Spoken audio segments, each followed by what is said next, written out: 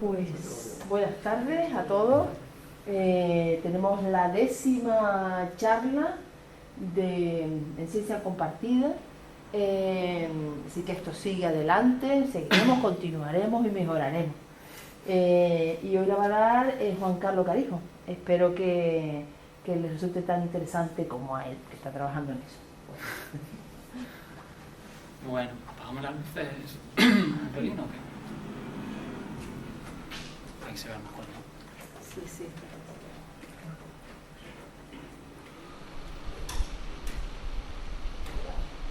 Así mejor. Bueno, pues buenos días a todos.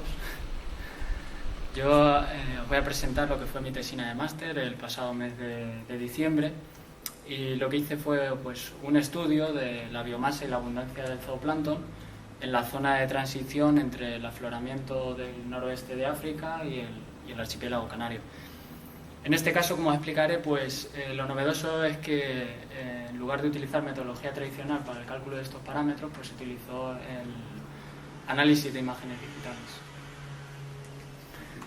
En primer lugar, me gustaría pues enseñaros la zona de estudio, diciendo, como ya buenamente sabréis, que la zona de la corriente de Canarias es, junto con la de California, Perú o Benguela, uno de los mayores afloramientos del borde este del planeta, con las consecuencias de alta productividad, etcétera, que ello conlleva. En concreto, nuestra zona de estudio se caracteriza pues, por poseer un gradiente marcado entre las aguas mucho más frías y mucho más productivas de la zona del afloramiento africano, de Marruecos, Mauritania, etcétera, con las aguas mucho más oligotróficas y mucho más cálidas de la zona del archipiélago canario. Además, esta zona se caracteriza por tener una gran actividad mesoscalar oceanográfica, debido a que los vientos alisios empujan la corriente constantemente con flujo de norte a sur, buscando el ecuador, y encuentra en el archipiélago canario pues una barrera natural que lo que produce es, al sur de las islas, una gran cantidad de remolinos, tanto ciclónicos como anticiclónicos, que se propagan hacia el sur y, como ha descubierto Pablo Sangra y su equipo más recientemente, se propagan más bien hacia el oeste. De la misma forma, la corriente de Canarias se encuentra salpicados gran cantidad de cabos en la costa africana, que dan lugar al desprendimiento de numerosos filamentos que transportan estas aguas afloradas, mucho más ricas, más frías, hacia zonas oligotróficas y, en concreto en este caso, hacia la zona del archipiélago. Aquí, en esta imagen de satélite en la que se refleja la temperatura superficial, podemos ver pues la gran cantidad de remolinos ciclónicos, anticiclónicos, etcétera, que se generan al sur de las islas. Y asimismo podemos ver pues las aguas más frías del afloramiento africano, la gran cantidad de filamentos que se desprenden. Los remolinos anticiclónicos, como ya sabréis, pues giran en sentido horario, como si utilizáramos un corcho de las botellas de vino, pues introduce las aguas más cálidas de la superficie hacia zonas más profundas, arrastrando con ello pues nutrientes, etcétera, etcétera. Y los remolinos ciclónicos lo que hacen es aflorar aguas de profundidad mucho más frías, cargadas en nutrientes, más ricas, hacia la superficie, actuando como si dijéramos un afloramiento localizado, puntual. Por eso pues podemos ver las zonas de remolino anticiclónico mucho más cálidas y las zonas de remolino ciclónico mucho más frías, o en este caso incluso comparables a las de la zona del afloramiento. Bien, en este diagrama lo que se puede ver, esta es una representación de lo que ocurre al sur del archipiélago. En cuanto a la temperatura, podemos observar cómo se generan diferentes remolinos ciclónicos, como es en este caso, y remolinos anticiclónicos. Como he dicho, los remolinos ciclónicos pues, elevan las isotermas, dando lugar a la elevación de aguas más frías hacia la superficie, actuando como afloramientos localizados. Y lo contrario sucede con los remolinos anticiclónicos. En este caso, pues al sur de la isla de Tenerife se localizan estos, que producen la subducción de aguas en profundidad, de aguas más cálidas, y se acumulan pues nutrientes y, en este caso, zooplancton, como veremos en nuestro estudio, en el núcleo. Esta imagen, a pesar de ser bastante antigua, del año 81, en el que se refleja la clorofila en imagen satelital, se observa lo que normalmente se suele dar en esta zona de transición, y es que un filamento, en este caso se desprende en la agua aflorada del Cabo Yubi, en Marruecos, se desplaza este filamento hacia la zona del archipiélago y es absorbido literalmente por un remolino, en este caso anticiclónico, desprendido del suroeste de la isla de Gran Canaria, produciendo pues el arrastre de materia, de clorofila, etcétera, hacia zonas más profundas. Por lo que esto influye, lógicamente, en el transporte de plancton y su distribución en la zona del archipiélago, sobre todo en el sur-suroeste de las islas. Y por supuesto, esta zona se caracteriza pues, por la gran exportación de nutrientes, de clorofila, etcétera, que tienen lugar hacia aguas más oligotróficas. No hay que entender el afloramiento como un sistema puntual en el que no se produce transporte localizado aquí, sino que más bien se produce un transporte continuo hacia aguas oligotróficas debido a los filamentos, como decía, y a los propios remolinos que absorben estos filamentos. ¿Por qué es importante estudiar el mesozooplancton? Bien, pues en este diagrama muy simplificado de lo que es la cadena trófica en el océano, se puede ver que ocupa una posición más o menos centralizada, conectando el mundo microbiano con los organismos mucho más grandes, por lo que en cierto modo ejerce un control de aquellas comunidades que se encuentran tanto por encima como por debajo en cuanto a niveles tróficos se refiere. Y asimismo pues actúa reciclando, redistribuyendo material, energía, etcétera, a lo largo de la columna de agua. Además tiene un papel muy importante en lo que se denomina la bomba biológica en el océano, ya que participa en el flujo de carbono activo, debido a las migraciones que realiza a lo largo de la columna de agua el zooplancton, es decir, que puede alimentarse en superficie durante la noche, baja durante el día para no ser depredado por sus depredadores naturales, donde puede defecar, y de esta forma pues se produce un continuo flujo de carbono desde la superficie al fondo, etc. Por todo ello, pues es muy importante, es interesante estudiar la biomasa, abundancia del zooplancton, la composición taxonómica de las especies, su distribución, etcétera, a lo largo de todos los mares, si se quiere entender de una forma global lo que es la cadena trófica y el ciclo de carbono en el océano. El problema, por así decirlo, es que cuando se calculaba la biomasa del zooplancton por metodología tradicional, o se sigue calculando por metodología tradicional, se implica la destrucción de las muestras por los métodos estos. Con la intención de poder reutilizar las muestras para futuros análisis que pudieran aportarnos valiosa información y ahorrar tiempo y energía en este tipo de análisis, pues numerosos métodos alternativos basados en el análisis de imágenes digitales pues están cobrando fuerza. Nosotros en este caso optamos por el sistema conjunto de ZooScan ZooImage, y que os explicaré ahora cómo funciona. Primero contaros pues los objetivos del trabajo. En primer lugar, como objetivo principal, se trataba de establecer si el sistema de análisis de imágenes digitales para estimar estos parámetros, clasificar los organismos de forma automatizada, etcétera, pues resultaba viable, útil para futuros análisis o no. Y en segundo lugar, con estos resultados que se esperaba obtener o que se pudiera obtener, digamos, de forma indirecta, pues ¿por qué no estudiar el efecto biológico que pudieran tener estas estructuras mesoscalares de esta zona tan particular en las comunidades del mesozooplancton? Bueno, pues para ello se utilizaron muestras de la campaña con África, realizada durante marzo a abril de 2006 a bordo del Hespérides, en el que se eligieron dos transectos. En primer lugar, el transecto 1, pues fluía desde el afloramiento africano hasta el sur de la isla de Gran Canaria. Y se optó por coger un segundo transecto, más o menos perpendicular al primero, con la intención de estudiar la estructura tridimensional de un remolino anticiclónico que se centraba aquí, más o menos en la estación 70, desprendido al sureste de la isla de Gran Canaria. En esta imagen de satélite, que muestra la clorofila, la distribución de la clorofila durante el momento del muestreo, podemos observar las diferentes zonas que se estudiaron en este estudio. Por un lado, la zona del afloramiento, con aguas mucho más ricas, por otro lado podemos observar un filamento de aguas afloradas que fluía desde más o menos la altura de Fuerteventura hasta el sureste de la isla de Gran Canaria, que fue muestreado en esta zona. Y por otro lado, aunque no se ve muy claro en esta imagen, dicho filamento con aguas afloradas fue absorbido por un remolino anticiclónico generado aquí, como os decía, centrado más o menos en esta estación, en la 70 aproximadamente, tenía más o menos esa forma.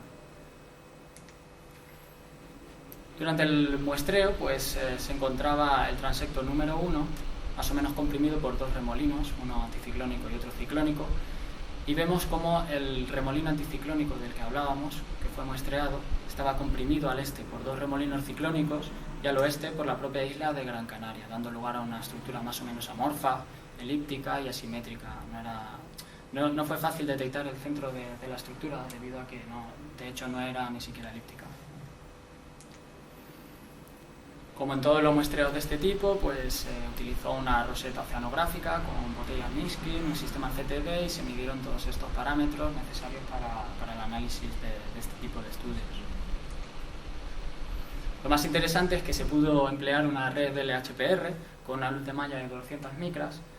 Lo interesante de esta red es que permite estratificar en profundidad los muestreos, es decir, que desde 200 metros a la superficie se pudieron discernir 10 diferentes profundidades, de modo que nos permitió observar la composición de especies, la abundancia por tallas, etcétera, biomasa, en cada una de estas profundidades. A diferencia de las redes, por ejemplo, la Bongo o la WP2, que lo que hacen es pescar toda la columna de agua y no es posible diferenciar qué es lo que ocurre a cada profundidad. Una vez en el laboratorio, pues las muestras se subdividieron usando el Folsom con la intención de simplificar el procesado de las imágenes a posteriori. Hay que pensar que cuando se colocaban las muestras en la bandeja para poder ser escaneadas, si introdujéramos la muestra completa en las bandejas, nos daría problemas en el caso de que los organismos se superpondrían unos sobre otros, dándonos resultados erróneos, porque el software reconocería como 100, 200 organismos todos juntos como uno solo, dando la idea de que los organismos eran mucho más grandes, más pesados de lo que en realidad sería, por lo que hay que tener cuidado y simplificar este proceso. Tomar una subparte de la muestra que sea representativa de la original y analizarla para que los organismos queden aislados y el software lo pudiera reconocer. Aquí se puede ver el sistema del ZooScan 3D Match, en el que pues, en este tipo de bandejas se colocaban los organismos. En este caso ahora ya empleo unos que son mucho más grandes, que ocupan toda la superficie útil del escáner y por lo tanto es más fácil discernirlos unos de otros y es más fácil analizarlos, por así decirlo. Una vez las muestras fueron escaneadas, pues se procesaron, en este caso con el ZooImage One. Este software lo que proporciona es para cada partícula, las reconoce dentro de la muestra, las diferencia, las cuenta y proporciona como 25 o 30 parámetros, no recuerdo exactamente, de cada una de las partículas, como son el tamaño corporal, el área, la forma, esfericidad, etc. Y todos estos parámetros son fundamentales para el posterior cálculo de forma más o menos automatizada de la biomasa, la composición de especies, la abundancia de tallas, etc. Este sería el aspecto que tendría, por ejemplo, una de las muestras con todos los organismos mayores a 1000 micras, una vez escaneadas, y destacar que en este caso, pues en unos 2-3 minutos, el software es capaz de, en cada muestra, contar todo el tipo de partículas, aislarlas y proporcionar todos los parámetros para cada una de las partículas. Y en el caso de otro tipo de muestras, como en este caso de partículas inferiores a 1000 micras, donde la abundancia de partículas en algunos casos era incluso de 2000, 4000 o 5000 partículas, en unos 8, 10, 15 minutos el software es capaz de reconocer cada partícula, aislarla y proporcionar todos los parámetros. Muy importante es que asociado con todos estos parámetros, el programa lo que nos proporciona son imágenes individualizadas de cada uno de los organismos. Estas imágenes se usaron para crear un training set que consiste ni más ni menos que en enseñar al programa cómo clasificar, cómo decirle esto es un copépodo, esto es un ketognato, etc., para que él los clasifique de forma automatizada. En este caso usamos aproximadamente unas 2000 imágenes, creamos 5 grupos, copépodos, ketonatos, tipo fasiáceo, gelatinosos y otro mesozooplancton, y lo que hicimos fue introducir pues, un número determinado de copépodos en su carpeta, lo mismo con los ketonatos, etc. De forma que le sirviera al software como ejemplo para clasificar el resto de organismos. Él lee y asimila todos estos organismos que le hemos introducido en cada carpeta y de esta forma pues crea relaciones de semejanza con el resto de organismos que quedan por clasificar y él automáticamente pues es capaz de hacerlo y lo hace bastante rápido. En la carpeta de otro mesozooplancton pues introdujimos aquellos grupos que debido a su escasa abundancia no pudieron permitir crear un grupo por sí solos. Es muy importante, es necesario crear siempre una carpeta de descartes para eliminar todas aquellas partículas inorgánicas que no deseamos que no sean contadas como biomasa, como abundancia de grupos, etcétera, etcétera. Estos son pues burbujas, sombras que se producen en el propio escaneado de las muestras, fibras, nieve marina, etcétera. Y en este caso, en este estudio, se consiguió un error inferior al 7% en la clasificación de todos los organismos por el software. Es decir, que con un acierto superior al 93%, pues el programa nos pudo clasificar todas las partículas, que son como 120 muestras, de forma automática en cuestión de horas, una vez fueron escaneadas todas las muestras. Por lo que estaríamos hablando de un trabajo de meses y meses de trabajo a la lupa para obtener el espectro de tallas, la biomasa, clasificar todos los organismos, etc. El software lo que hace es relacionar uno de los parámetros que automáticamente mide para el cálculo de la biomasa. En este caso, nosotros optamos por coger las relaciones que estimaron Leggett y Hernández León en el 2009, en el que para cada grupo relacionaban el área de cada organismo con su peso seco.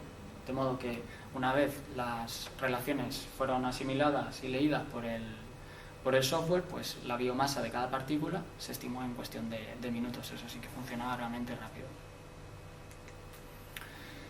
Y nada, yendo ya con los resultados que se tuvieron en el estudio, pues vemos aquí la representación de la temperatura en el transecto 1. Esto es la plataforma africana y esto sería la isla de Gran Canaria, aproximadamente por aquí.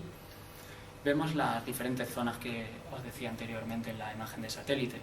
Aquí están las aguas mucho más frías del afloramiento, asimismo las del filamento, que transportaba aguas afloradas más frías, y como no, la zona del remolino anticiclónico, que al girar en sentido horario introducía aguas más cálidas hacia el interior. Pues aquí os muestro las zonas, afloramiento, el filamento y el remolino. Y el transecto 2, que si recordáis era más o menos perpendicular al transecto 1, más o menos en dirección norte-sur, se observa que por completo estaba ocupado por la estructura del remolino anticiclónico. En salinidad se observa más o menos lo mismo, de forma incluso más clara, y es curioso ver cómo la distribución de la clorofila sí que se encuentra totalmente influenciada por las estructuras mesoscalares de las que os hablaba. En este caso, es lógico ver cómo en la zona del afloramiento de gran productividad la concentración de clorofila era muy alta, ver cómo el filamento arrastraba una gran cantidad de clorofila desde la zona aflorada y cómo el remolino anticiclónico que se observa en esta zona absorbía literalmente una gran cantidad de clorofila del propio filamento, era absorbido, y cómo en el transecto 2 se observa que esta cantidad de clorofila era incluso absorbida hacia el interior del mismo. Por supuesto, ello tiene una repercusión en la distribución de la biomasa del zooplancton. En la zona del afloramiento la concentración de biomasa era mucho más elevada que en el resto, con valores incluso de 20 miligramos de peso seco por metro cúbico. Vemos cómo en la zona del filamento también la concentración de biomasa de zooplancton era muy elevada, y en la zona del remolino anticiclónico, sobre todo en las capas medias y bajas debido al empuje hacia capas profundas, los valores eran también muy elevados en comparación con zonas circundantes. En el segundo transecto pues se observa más de lo mismo. El remolino anticiclónico estaba lleno pues de biomasa de zooplancton en el interior, en capas medias y profundas. En la tabla lo interesante es ver que la biomasa de copépodos, pues a lo largo de todas las zonas de estudio representó más del 70% del total de la biomasa, por lo que de ahí la gran importancia de este grupo en el estudio. No en vano, si vemos la distribución de su biomasa, observamos que es pues, prácticamente calcada a la de la distribución de biomasa total, salvo con valores algo inferiores. Y se explica con la gran abundancia de organismos de este grupo a lo largo de toda la zona de estudio, con valores superiores al 80% en todos los casos, e incluso en el transecto 2 observamos que dentro del remolino fue incluso mayor del 90%. Si observamos la distribución de la abundancia del resto de grupos, pues podemos ver que aparte de los copépodos, pues los ketognatos también tuvieron cierta relevancia en el estudio, con un incremento de su abundancia hacia zonas más oligotróficas, alejadas de la costa, excepto en la zona del remolino, como se puede ver aquí y en todo el transecto 2. Es decir, que dentro del remolino anticiclónico sobre todo predominaban, como decía antes, los copépodos, los ketognatos disminuían. Y en cuanto a los eufasiáceos, por ejemplo, pues se observa que sí parece verse un patrón de disminución desde la zona de costa hacia zonas más alejadas de la misma, pero en cambio si observamos el porcentaje de biomasa con respecto al total de especies, sí que se observa que no hay un claro patrón desde la costa hacia zonas oligotróficas, sino que más bien se ve influenciados por la cantidad de luz durante el momento de muestreo. Por ejemplo, la estación 20, mucho más cercana a la costa, tiene porcentajes de biomasa o valores de biomasa incluso inferiores que los que se localizan en esta zona, que sería más o menos aquí, alejada de la costa, dentro del remolino, simplemente porque este muestreo se llevó a cabo durante el día y en estas estaciones se lleva a cabo durante la noche, coincidiendo con la naturaleza migratoria que tienen estas especies normalmente. En cuanto a la distribución de las tallas, pues claramente se ve en la tabla que las tallas intermedias, 500.000 micras, tuvieron una distribución homogénea a lo largo de todo el estudio y fueron los claros dominantes a lo largo de todo el estudio, con un porcentaje mucho menor de las tallas más pequeñas y las grandes. Si vemos su distribución a lo largo de la zona de estudio, vemos como las tallas más pequeñas, 200-500 micras, pues tuvieron una mayor importancia conforme nos alejábamos de la costa, hacia zonas oligotróficas, sobre todo en zonas someras, como se ve aquí del remolino anticiclónico. Y justo lo contrario sucede con las tallas más grandes. Los organismos mayores a 1000 micras se encontraban sobre todo mucho más numerosos cerca de la costa, en aguas mucho más ricas, como en la zona del afloramiento y como en la zona del filamento que transportaba aguas afloradas. Esta distribución hay que decir que coincide con el patrón generalizado que se da en esta zona, con una distribución opuesta entre los organismos más grandes y los más pequeños. Posiblemente esto se deba a la depredación que se produce, ya que normalmente se estima que los organismos más grandes viven en esta zona, es su mayor zona de distribución, cerca de la plataforma, aguas mucho más ricas. Fueron transportados tanto los más grandes como los más pequeños a lo largo del filamento, pero al ser más atractivos desde el punto de vista alimenticio fueron consumidos con mayor rapidez, y en esta zona parece ser como si hubiera menos y de los más pequeños hubiera más porque hubieran quedado simplemente por descarte. Y ya por último, pues me gustaría enseñaros lo que me parece más interesante de todo, y es que se puede demostrar en este estudio el acoplamiento más o menos perfecto que se produce entre las condiciones físicas que estaban determinadas por estas estructuras mesoscalares con la biología que se da. Para ello me gustaría relacionar la biomasa de los copépodos con la distribución de clorofila. La biomasa de los copépodos, si recordáis, era como el 3/4 partes o más de la biomasa total de organismos, y hay que recordar que se producía su mayor expansión sobre todo en la zona cercana al afloramiento, el filamento y en las capas medias y bajas del remolino anticiclónico.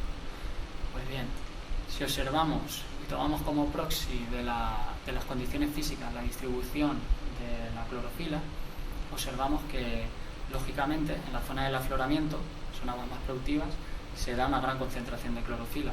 Paralelamente se da una gran concentración de copépodos, una gran biomasa de los mismos. Lo mismo sucede en el filamento. En el filamento pues se transporta clorofila desde las aguas afloradas y paralelamente se desarrolla una gran cantidad de biomasa de copépodos. copépodos y de zooplancton en general. Y lo mismo sucede en el remolino anticiclónico. La elevada concentración tras ser absorbido el filamento de clorofila paralelamente provoca un gran desarrollo de biomasa de copépodos, por lo que en este estudio se demuestra de forma más o menos clara que sí existe un efecto biológico de las estructuras mesoscalares sobre las comunidades de mesozooplancton, es decir, que el hecho de que existan filamentos, remolinos, afloramiento, etcétera, determina en gran medida la biomasa, la abundancia, la composición de especies, la distribución de las tallas, etcétera, del zooplancton. Y nada, eso es todo. Me gustaría pues solo agradecer al Ministerio de Ciencia e Innovación porque financió el proyecto con África y a mí me proporcionó una beca de máster para poder realizar este trabajo, y a la gente del laboratorio de biología de aquí de la universidad donde trabajo porque, bueno, por su ayuda, y especialmente a Loreto Torreblanca porque me ayudó bastante con sus conocimientos de taxonomía en el training set. Y nada, eso es todo. Muchas gracias.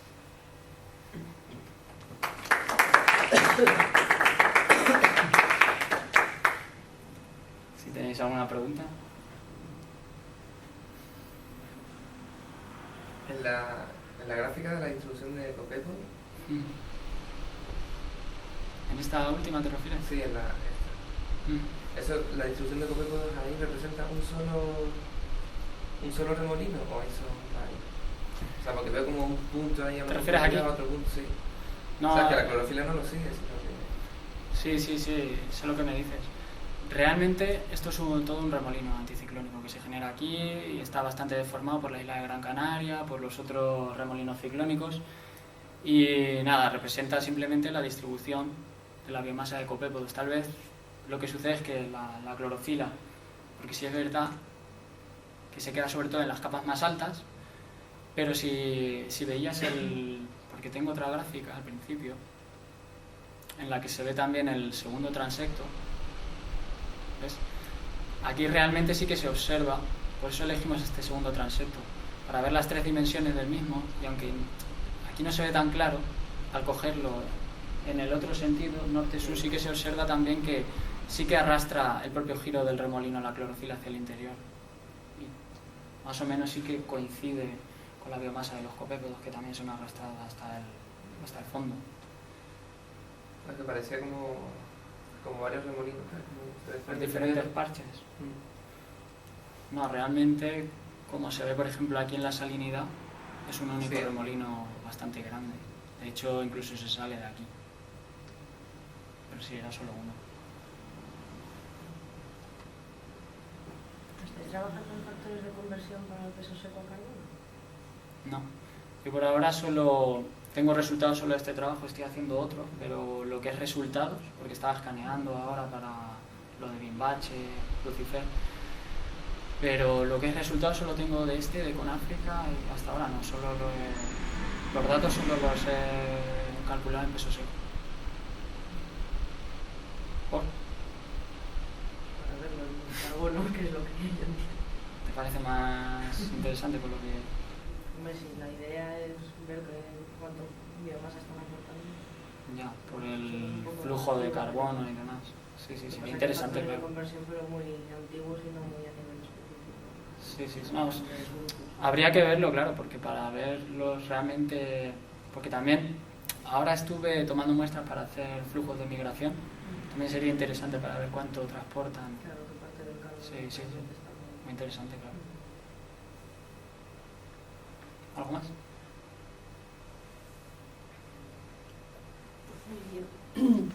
Dentro del corte de la biblioteca quería comentarles que si suben algún documento a Acceda, como hiciste tú ayer, es conveniente que, por ejemplo, solemos, para poner el resumen, pues a lo mejor copiar, ¿no?